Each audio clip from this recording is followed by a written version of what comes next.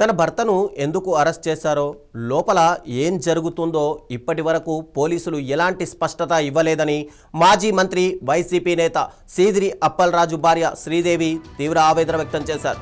ప్రజాస్వామ్యం ఎటు పోతోందని ప్రశ్నించారు.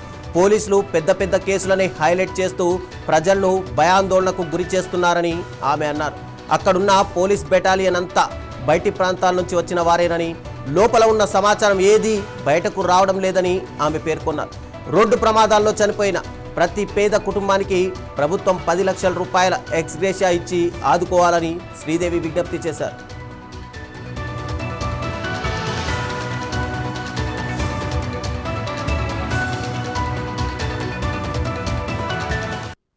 ప్రజారాజ్యం ఎక్కడికి వెళ్తుందో తెలియట్లేదు. లా అండ్ ఆర్డర్ అయితే అస్సలు కరెక్ట్ గా లేదు అనుకొని చెప్పగలను.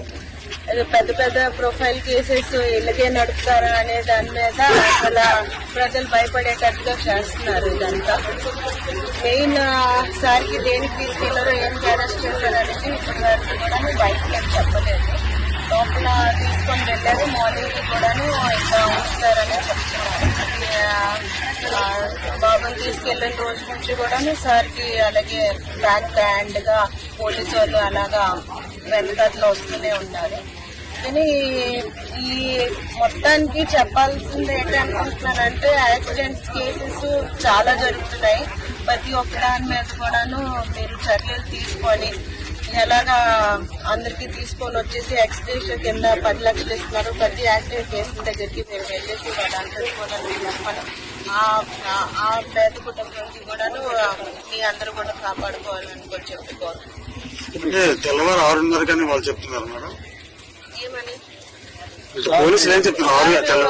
మార్నింగ్ 6:30 అని అలాగేం చెప్పలేదు, కానీ అలా కంటిన్యూ అవుతుంది. లాయర్ కూడా లోపల ఉన్నారు. మీడియా అడిగిన దానికి మీడియా అడిగితే తెల్లవారు మార్నింగ్ 6:30 అని చెప్తారు. అంటే 6:30 అంటే జడ్జ్ కి ఇప్పుడు నైట్ టైం అవ్వదు అనుకొని చెప్పారు, కానీ అది కూడాను కరెక్ట్ ఇన్ఫర్మేషన్ రాంగ్ ఇన్ఫర్మేషన్ అనేది తెలీదు. ఎందుకంటే బయట వరకు అయితే అసలు ఏం కూడాను ఎవరు కూడా మాట్లాడలేదు. అక్కడ ఉన్న పోలీస్ బెటాలియన్ మొత్తం కూడాను బయట నుంచి వచ్చింది. మనకి లోపల ఉన్న పోలీస్ బెటాలియన్ బయట ఉన్నది మొత్తం వేరే వేరేగా ఉంది. సో అది కరెక్ట్ ఇన్ఫర్మేషన్ అనేది అనుకోవట్లేదు. అందుకని అడ్వకేట్ లోపలే ఉన్నారు సార్ తో పాటే. మామూలుగా బయట అంటే మార్నింగ్ 6 లోపలే ఈ కార్యక్రమం వాళ్ళు చేసి వచ్చారు అనుకుంటున్నాం. అందుకనే మామూలు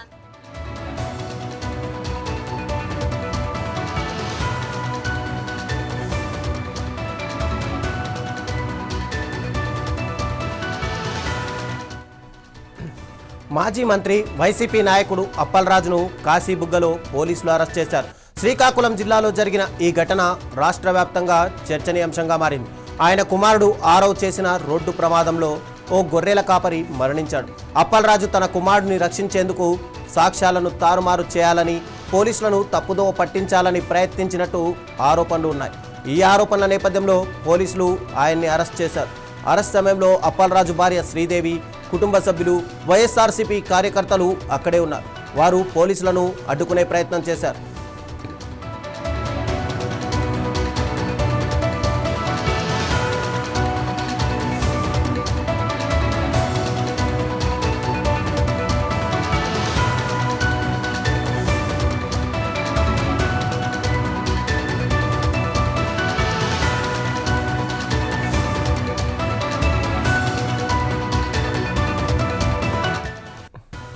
ఈ అరెస్టుపై రాజకీయ వర్గాల్లో కూడా భిన్నాభిప్రాయాలు వ్యక్తమవుతున్నాయి. అధికార టీడీపీ కూటమి, ప్రతిపక్ష వైసీపీ మధ్య మాటల యుద్ధం కొనసాగుతోంది. అప్పలరాజు అరెస్ట్ వెనుక రాజకీయ కారణాలు ఉన్నాయని వైసీపీ ఆరోపిస్తోంది.